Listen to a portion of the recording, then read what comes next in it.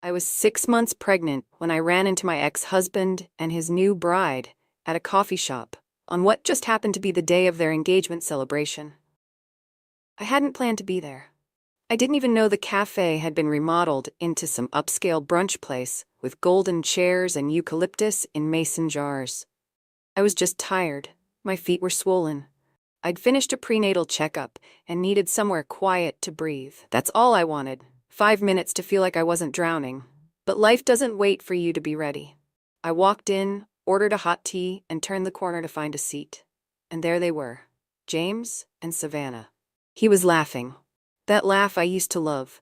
That laugh that once shook my kitchen walls when he'd tell me I was too clumsy to handle glass bowls. His hand was resting on hers like it belonged there. And she was glowing. White dress, gold heels. A tiny bump showing under her silk blouse. The kind of glow people assume means happiness, wholeness. Meanwhile, I stood there like a ghost, worn sneakers, faded maternity dress. I hadn't even brushed my hair that morning. Why would I? I didn't expect to walk into the aftermath of my own erasure. Savannah saw me first. Her eyes widened just slightly. Then, just as quickly, she tilted her head and smiled, like I was nothing but a memory, something she'd already outgrown. And then James turned. Our eyes met. He froze. And I knew. He hadn't told her. Or maybe he had. But not the whole truth. Not the truth that I was still carrying the child he walked away from. Not the truth that he had never even asked if I made it to the 3rd trimester. Not the truth that his last words to me had been, "I can't do this anymore," before he vanished with his gym bag and silence. I stood there, shaking, clutching my belly like a shield. The barista behind me cleared her throat gently. "Ma'am? Your tea?" I took it. I nodded. I turned around like I hadn't seen anything, like nothing had happened. But something had. Something inside me cracked open. Because in that moment, standing 3 feet from the man who broke me and the woman who replaced me, I realized something. They thought I was done, but I wasn't. I found a seat near the window, far enough that they couldn't hear me, but close enough that I couldn't stop watching them. It was like staring at a photograph of a life I used to know. Only now, someone had edited me out and replaced me with Savannah. I used to think the worst pain was being lied to. I was wrong. The worst pain is being forgotten. James had a way of making women feel like they were the center of his universe. Until he was done orbiting. And then he just floated away. No crash, no fire, just a silent drift into someone else's gravity. I sipped my tea slowly.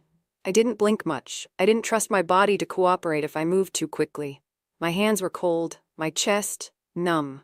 I remembered the last fight we had, me crying in the hallway, holding a positive pregnancy test, begging him to look at me, to say something. He never yelled. James wasn't loud. He weaponized silence. And when I asked if he loved me, he just shook his head like he pitied me for still hoping. And now here he was, smiling like he hadn't left pieces of me behind. I didn't know if I wanted to scream or disappear. But then, I saw something. Savannah pulled out her phone and turned the screen toward him. He leaned in, kissed her cheek, and said something that made her laugh. I couldn't hear the words, but I recognized the tone. It was rehearsed. It was practiced. It was the same way he used to speak to me when we were still fine. And suddenly, I didn't feel invisible anymore. I felt dangerous. I didn't get up to confront them.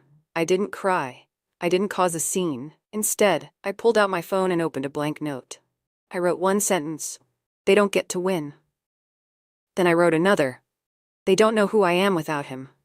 And for the first time in a long time I smiled, not out of joy, but out of recognition. Because I wasn't just a woman he left behind. I was the woman he would regret underestimating. And this moment, wasn't the end of my story. It was the beginning of a reckoning.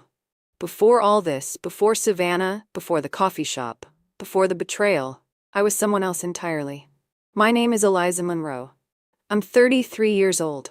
I used to teach literature at a public high school in Portland. I wasn't glamorous.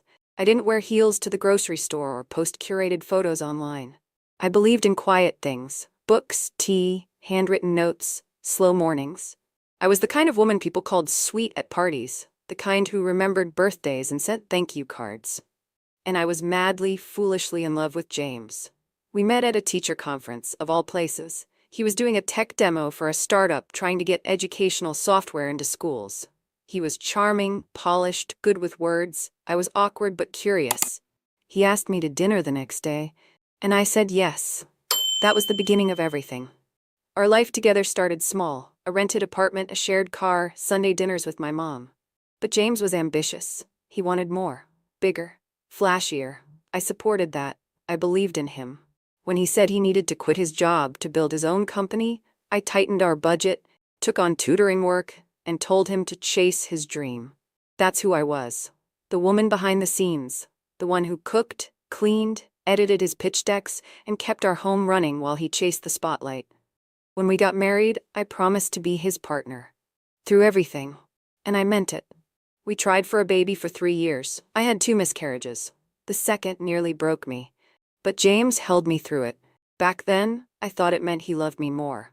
Now I wonder if it just meant he hadn't found a way out yet. When I finally got pregnant again, I thought we were healing. I surprised him with the news over dinner. His favorite steak, candlelight, soft music. He didn't react the way I expected. He was quiet, distant. Said he was just processing. Looking back, that was the beginning of the end. But I didn't see it. Because I was so used to carrying things alone that I didn't notice he'd stopped helping. And by the time I realized he wasn't coming back emotionally, it was too late. He'd already left me mentally, even if his body was still in the house. I started going to doctor appointments alone. He always had an excuse. Meeting ran long, investors in town, bad traffic. I stopped asking after a while. I didn't want to hear him lie, and he didn't even bother to pretend anymore. At night, I'd lie in bed with one hand on my stomach, whispering to the baby, telling them about books, about colors, about music. James would be downstairs, always downstairs, working. But I knew he wasn't. He stopped touching me, stopped making eye contact. He never yelled. He just disappeared, inch by inch. There were clues, of course. The late nights, the cologne that wasn't his, the strange charge on his credit card, flowers I never received. I found a pair of earrings once tucked in his briefcase. He claimed they were for me, but they weren't my style. They were gold, not silver. Big, bold, flashy. I wore studs, always had. I started searching. I didn't want to be that woman, the one who snoops, but I needed to know. I went through his laptop when he left it open one night. Emails, messages, calendar invites. He was seeing her, Savannah, longer than I ever suspected. And the worst part? I knew her. She used to come into my classroom as a student mentor, smiled too sweetly, laughed too loudly, said she looked up to me. I never saw her coming. The day James left for good, he didn't even pack all his things, just a few shirts, his laptop, and his cologne. He said, "I'm sorry," and walked out. No begging, no discussion, just gone. I thought that was the worst day of my life. I was wrong. The worst came weeks later when I saw the engagement post on Savannah's page. A white dress. A beach, his hand on her stomach. She was pregnant too.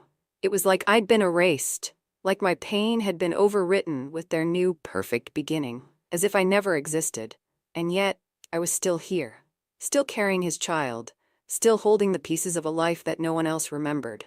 So when I saw them at that café, sitting in my city, laughing like none of it ever happened, I wasn't just heartbroken. I was ready, because I finally understood. I didn't lose everything. I was just being set free from something that was never real to begin with. I stayed in that cafe longer than I should have. I wasn't stalking, I wasn't spying, I was studying. The world they'd built was so polished, so clean. It was like watching a movie set. Everyone knew their roles, the lighting was perfect, and there was no room for error. And somehow James was thriving in it. He looked lighter. Like he hadn't left behind a wife 6 months pregnant, or skipped out on nursery shopping, or walked out in the middle of a conversation that ended with me on the bathroom floor, sobbing. Savannah had filled the space I used to occupy, and she wore it like a designer coat. I looked around the cafe. It had changed, too. Once it had been a quirky little spot with mismatched chairs and community bulletin boards. Now it was minimalist and expensive. I could smell money in the candles they used. There were reserved signs on 3 tables. Everyone looked like they belonged in a real estate commercial, including James. Especially Savannah. The barista walked by and said, "You here for the private event later?" I blinked. "What event?" "Oh, it's a soft launch party. Couple over there." She nodded toward James and Savannah. "They're investors in the cafe now." She curated the menu, and he's part owner of the building. My chest tightened. He used to roll his eyes at brunch menus. He said words like artisan were pretentious. And now? He owned this place? Savannah caught my glance again. This time, her expression was different. Not smug, not surprised. It was calculated. She knew I was there, and she didn't care. She reached for James's hand and laced her fingers through his like it was a challenge. I didn't look away. Let her look. Let her see me. Let her know I wasn't gone. Because what neither of them knew, what they'd never imagined, is that sometimes the quiet ones don't stay quiet forever. I watched them laugh with the staff, pose for a few photos. The barista handed them a branded tote bag with their names printed in gold cursive. Savannah and James, Founders Circle. Founders. Of course. They weren't just moving on, they were building on top of what they stole from me.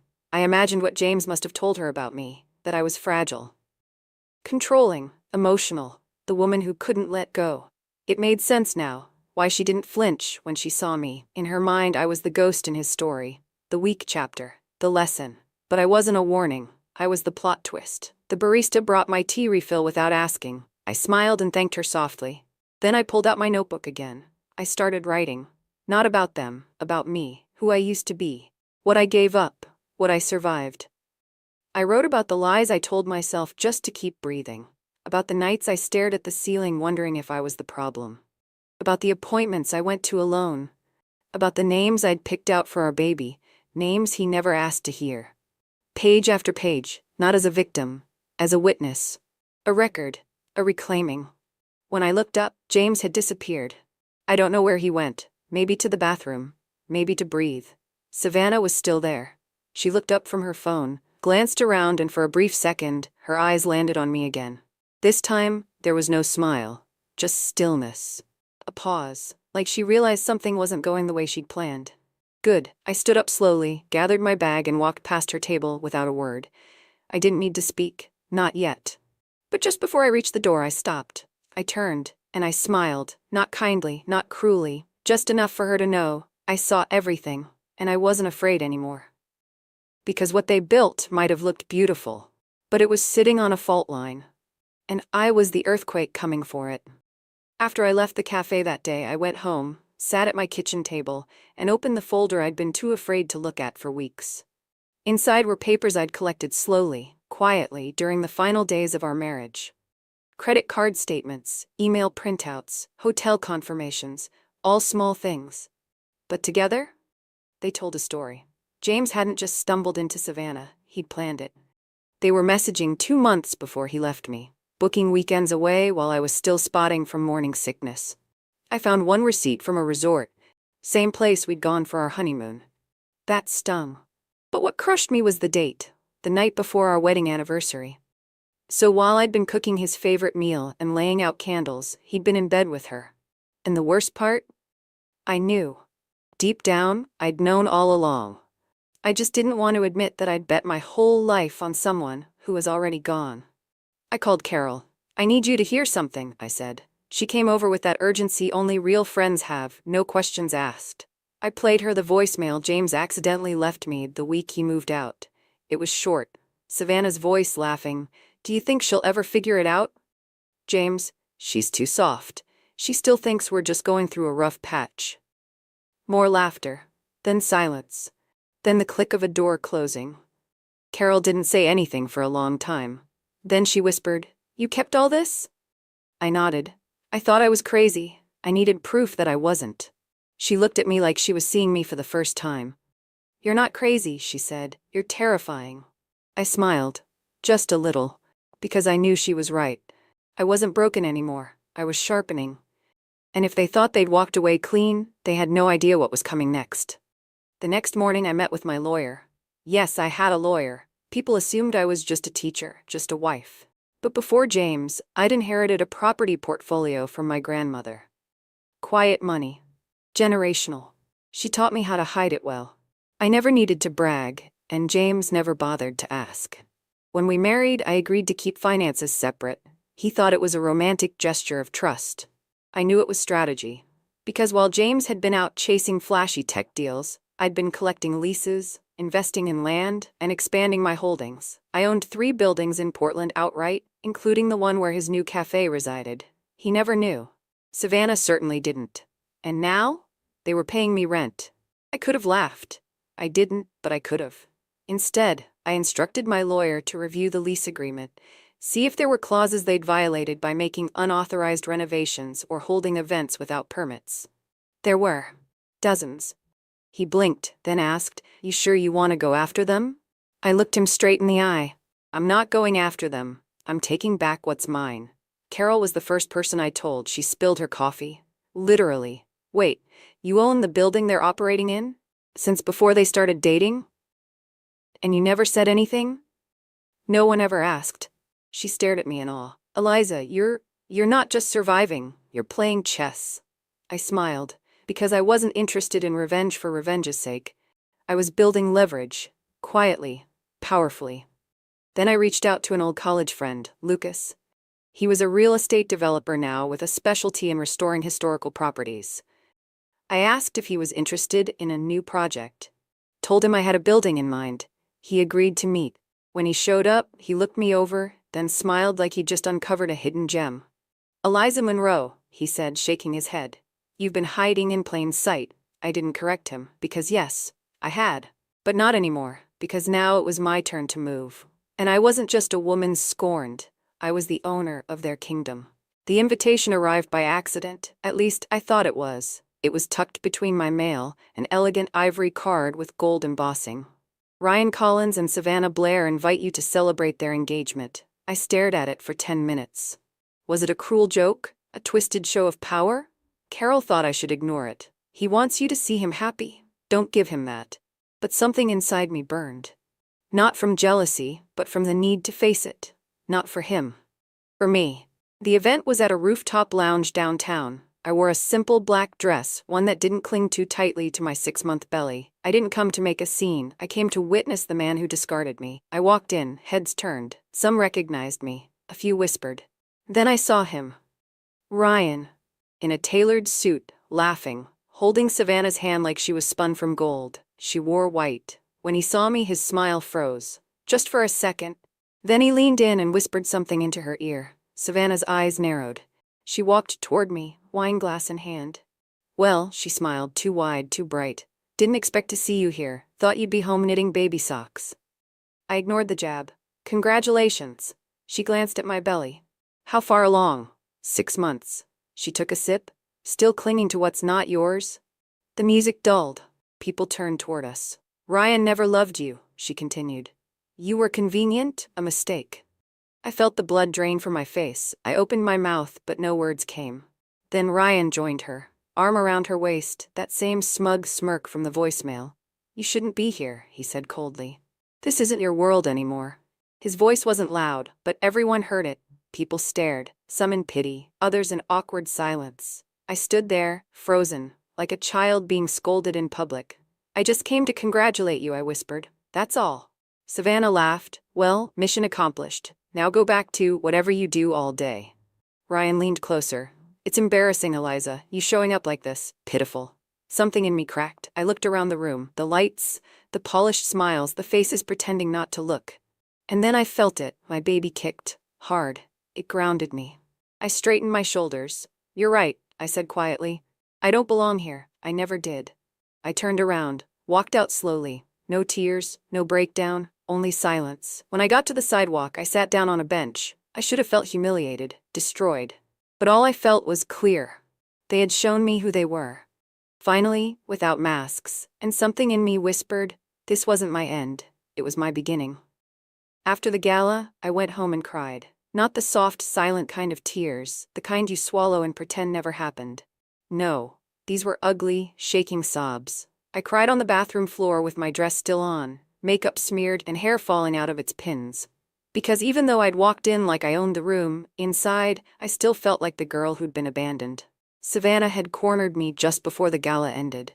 "I see you found ways to stay relevant," she said, sipping champagne. I said nothing. She leaned in closer. "Just remember, power is perception, and people like you fade." She smiled sweetly, then walked off. And for a moment, I believed her. I sat up that night, holding my stomach, whispering to my baby, "I'm trying, I promise. I just don't know if I have anything left." That was the truth. For all the files I'd collected, the leverage I held, the buildings I owned, I was still one woman, pregnant, tired, alone, until the next morning. That's when the letter came. It was handwritten, elegant, from my grandmother's lawyer. Inside, a copy of her final trust amendments. She had changed them just months before she passed. And in her neat cursive she wrote, "To Eliza, because you have always carried others quietly, I leave you not just property, but full rights to Monroe Holdings. It is yours now. Do with it what I could not. Use it loudly." I stared at the words, full control, of the company, the assets, the staff. I had thought I was just a landlord, but I wasn't. I was CEO. Carol screamed when I told her. "Wait, you have a whole company?" I didn't know it was all under me. I thought I was just a passive heir. "No, babe. You're the storm. You're the boardroom." And suddenly, everything shifted. Not because of a man, not because of revenge, but because a woman before me, my grandmother, had quietly laid the foundation for a different kind of legacy. And now it was mine.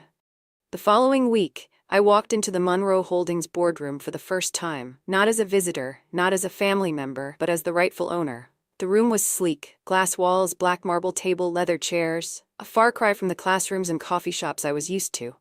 But I didn't shrink. I adjusted. A man in a gray suit stood up when I entered. "Ms. Monroe?" "Yes. I'm Daniel, your grandmother's former CFO. We've all been waiting for you."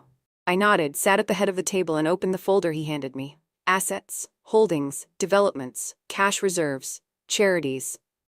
It was bigger than I imagined, and every signature required my approval now. I felt something shift in me, like a long dormant switch had been flipped. "I'd like to review the lease files for 415 Belmont Avenue," I said without looking up. Daniel blinked. "The café?" I smiled. "Yes, that one." That night, I didn't go home. I stayed in the office, ordered food, and mapped out a plan. Not of revenge, but of redefinition. I would reclaim the parts of me I'd been taught to hide. The ambition, the sharpness, the refusal to be erased. Lucas called just after midnight.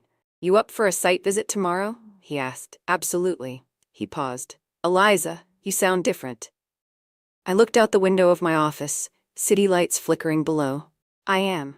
Because once, I was the woman who held everything together behind the scenes. Now, I was the woman in charge of the stage, and I just decided it was time to change the script.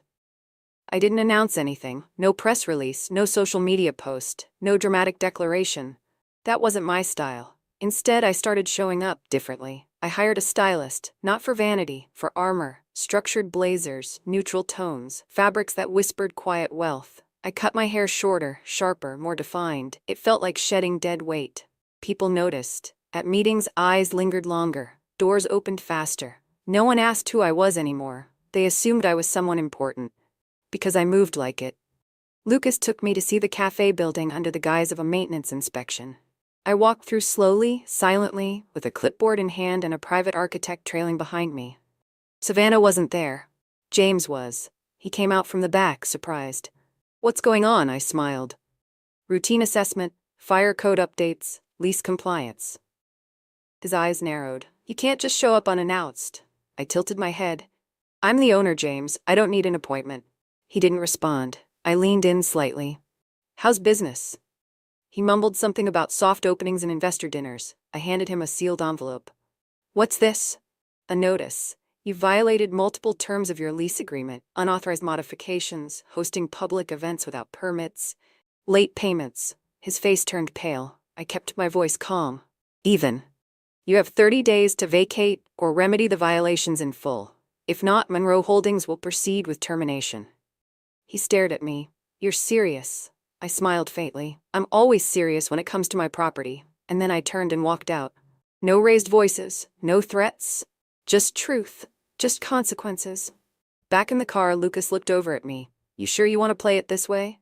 I nodded. Quiet power. No scandal. Just precision. Because this wasn't about revenge. This was about justice. And justice doesn't need to shout. It just needs to show up. Exactly when they least expect it. Within a week of delivering the notice, small cracks began to appear in their perfect world. Vendors started pulling out of their launch event. Suppliers delayed shipments. City inspectors arrived, unprompted. Savannah posted vague, passive-aggressive stories on social media. Some people just can't stand to see others shine. The comments were full of sympathy. But behind closed doors, I heard from my lawyer that James had already reached out, desperately, trying to renegotiate the lease. I didn't respond, because this wasn't about one building. It was about pattern. They built their life on stolen foundation, and now that foundation was shifting. Carol kept asking, "Are you going to tell the world what they did?" But I wasn't ready. Not yet. Instead, I hosted a charity brunch under Monroe Holdings. Quiet, elegant, exclusive. I invited women in business, real estate developers, city officials, people who didn't just read headlines, they wrote them. Savannah showed up, uninvited. She walked in late, hair perfect, smile bright, but something about her eyes was frantic. She made her way over with a glass of champagne like we were old friends. "Eliza," she said too cheerfully. "We should talk." I turned to face her fully. "Is that so?" She glanced around, lowered her voice. "I know you're upset. I get it. But hurting James like this, it's not going to bring him back." I stared at her, calm, steady. Then I said, "Savannah, you think this is about James?" Her smile faltered. I stepped closer. "You're playing checkers on a chessboard, and I've been planning this move since before you even knew my name." Then I walked away. The next day, my legal team filed a formal eviction. James and Savannah were given 28 days. No exceptions. And in the background, I bought the neighboring building. Lucas smiled when I signed the final document. "So what's the plan?" "New café," I said. "Open it 2 weeks before theirs closes." He laughed. "You're ruthless." "No," I said, "I'm ready." Because I didn't just survive their betrayal, I built something stronger in its ashes. And now I was building it out loud. The day of my café's grand opening arrived. It wasn't just another coffee shop, it was a statement. A 2-story, light-filled space with floor-to-ceiling windows, handcrafted furniture from local artists, a reading nook for families, and organic baked goods from women-owned businesses. I named it Second Light, because that's what it felt like, a second chance to step into my own brightness. Lucas stood beside me at the ribbon cutting. Carol was there too, holding my hand as I took a deep breath before stepping into the spotlight. Reporters showed up. Cameras flashed. I gave a brief speech, not about revenge, not about the past, but about rebirth. "Second Light is more than a space," I said. "It's proof that even after you've been burned, you can still glow." The applause was real. So were the tears in some of the women's eyes. And across the street, James and Savannah stood outside their cafe staring. They had planned their soft reopening for the same day, hoping to outshine me. But their staff looked nervous. Their foot traffic slowed. The noise from our celebration drowned out their music. I didn't gloat. I didn't wave.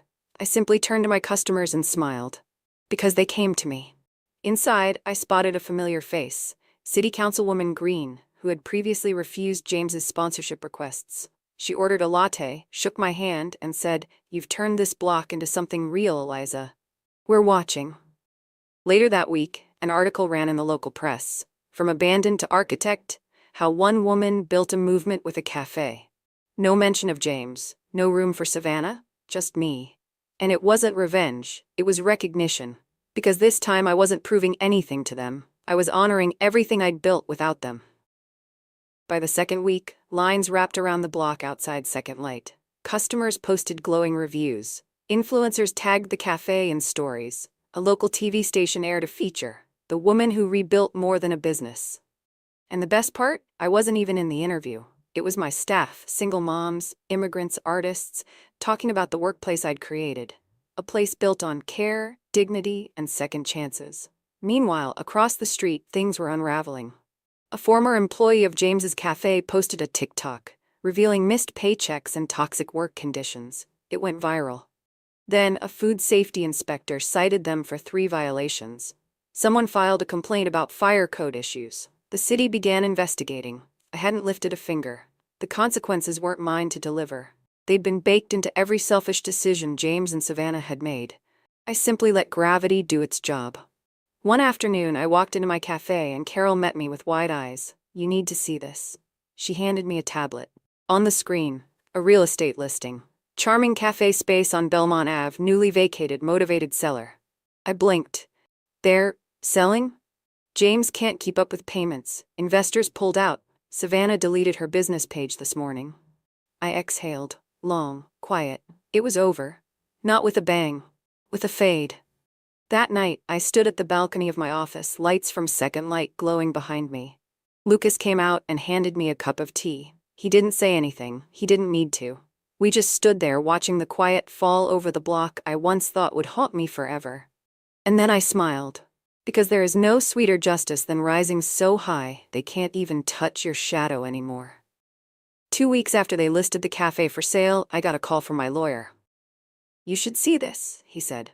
He forwarded an email chain. Inside were documents from a former investor in James's business, detailing falsified projections, inflated customer counts, and forged supplier contracts. James had lied to secure funding. And Savannah, she had co-signed half the paperwork. Fraud. Not speculation. Not gossip. Evidence. My lawyer looked at me. "This could go to court." I nodded. "Let it." Carol clapped when I told her. Finally. They're not just losing reputation, they're facing real consequences. I didn't feel giddy. I felt steady, resolved. Because it wasn't about vengeance anymore, it was about closure. The following Monday, an article broke in the Portland Business Journal. Popular cafe duo accused of investor fraud, legal action pending. Names were named, details were printed, screenshots were leaked. James disappeared from social media. Now, Savannah posted a vague apology, something about being misled by someone she trusted. But it was too late. The investors filed suit. The city retracted their community recognition awards. And the cafe, already closed, was vandalized overnight with red paint across the glass. Thieves. I didn't know who did it. I didn't ask. Instead, I walked past the building one morning on my way to work. The for sale sign hung crooked. Flyers were peeling off the door. And for the first time in months, maybe years, I didn't feel a pull in my chest. Just peace. Just air. Because the place that once symbolized betrayal was now just real estate, a failed deal. Nothing more. And as for James and Savannah, they didn't just lose each other, they lost the image, the power, the story, and I didn't have to ruin them. They did it all themselves. A month after the lawsuit hit, James was arrested. Fraud, forgery, breach of contract. It was quiet. No handcuffs in front of cameras, no dramatic headlines, but the court records were public. And once the media caught wind, it spread fast. Savannah wasn't charged yet, but she was subpoenaed. And in this city, that was enough. Her brand deals dried up. Sponsors backed out. She tried to rebrand as a wellness coach online, but comments flooded her posts. "Did your wellness plan include stealing someone's husband? Any tips for surviving bankruptcy?" She shut her accounts down after that. I watched it all from my office, silent, still. I didn't cheer, I didn't smirk, because this wasn't a movie, it was real life, real consequences. And in real life, justice isn't always loud, it's slow, relentless, inevitable. Lucas asked me once, "Do you feel better now?" I thought about it. Not better, clearer, freer. For the first time in a long while, I wasn't waiting for an apology. I wasn't hoping for validation. I wasn't obsessing over what they did or didn't suffer. Because they weren't part of my story anymore. They were a chapter. Closed, filed, done. I had a business to run, a baby to prepare for, a future to build. Carol said something one night that stayed with me. The best revenge is being so rooted in your own life, you forget you were ever betrayed. And she was right. Because I forgot about them more and more every day. Not out of denial, out of growth. And when James stood in court, surrounded by everything he'd destroyed, the only thing I felt was this. Peace. Pure, undisturbed peace. 3 months later, I gave birth. A girl. She came early. Strong lungs, 10 fingers, unapologetically loud. I named her Grace. Not because life had been gentle, but because I had survived it with grace. Lucas was the first person at the hospital besides Carol. He brought flowers. Not pink, not blue, just wild ones, bright, free. He held her like he'd done it 100 times before. Then looked at me and whispered, "You did it." I nodded. Because I had. Not just the pregnancy, not just the cafe, but the transformation. I was no longer the woman who questioned her worth, who waited for someone to choose her, who shrank to make others comfortable. I was someone who had burned and rebuilt, and now I had something to pass on, something deeper than wealth or legacy. Dignity. That's what I wanted my daughter to inherit. The weeks that followed were quieter. No more courtrooms, no more press. Just long mornings at Second Light, holding Grace while customers cooed over her. Carol visited often, Lucas too. My staff became family. The business ran smoother than ever. One afternoon, I sat at the window table, breastfeeding Grace while sunlight poured in. An older woman approached me. I recognized her. She'd been at the gala, but we hadn't spoken. She placed her hand gently on my shoulder. "I don't know the full story," she said softly, "but I watched you walk into that room like you owned the ground under your feet. And now I sit here, in this place you built, and I feel safe, seen." I blinked back tears. "Thank you," I whispered. She smiled. "No, dear. Thank you for reminding women like me that it's never too late to become someone new." And that was it. That was the moment I realized this wasn't just my story anymore. It was ours. Every woman who had ever been broken and decided to rebuild anyway. That night, after I put Grace to sleep, I sat on my balcony, same place I once stood watching James's cafe fall apart. But this time, I wasn't looking at the past. I was dreaming forward. My phone buzzed. It was a message from Lucas. "Board meeting confirmed. They want you to speak at the Women's Leadership Summit next month." I smiled. This used to be unimaginable. Me? Invited to speak? But now? It felt right, because I had something to say. Not about betrayal, but about becoming. The next morning I started writing my speech. I wrote about how healing isn't linear, how some days you'll feel like you've won, and others you'll still hear their laughter in the back of your mind. But you keep going, because dignity is built in silence, in showing up, in choosing yourself again and again. I wrote about legacy, not just the kind you inherit, but the kind you earn. And I wrote about women, the ones who stayed, the ones who left, the ones who rebuilt, even when no one was watching. I ended with this. They say women are fragile, that we break too easily. But what they don't say is, we know how to mend, and in our mending, we become unbreakable. The crowd stood when I finished. Some cried. Carol hugged me so tight I could barely breathe. Lucas whispered, "You changed the room." But I knew it wasn't just that room. It was every woman watching. Every woman who had ever felt discarded, underestimated, or silenced. I wasn't just Eliza Monroe anymore. I was proof. Proof that you can lose everything, your marriage, your name, your pride, and still come back more powerful, more peaceful, more you than ever before. And as I walked off the stage and saw Grace clapping in the audience, just a baby but already radiant, I knew one thing for sure. This wasn't the end. This was my beginning.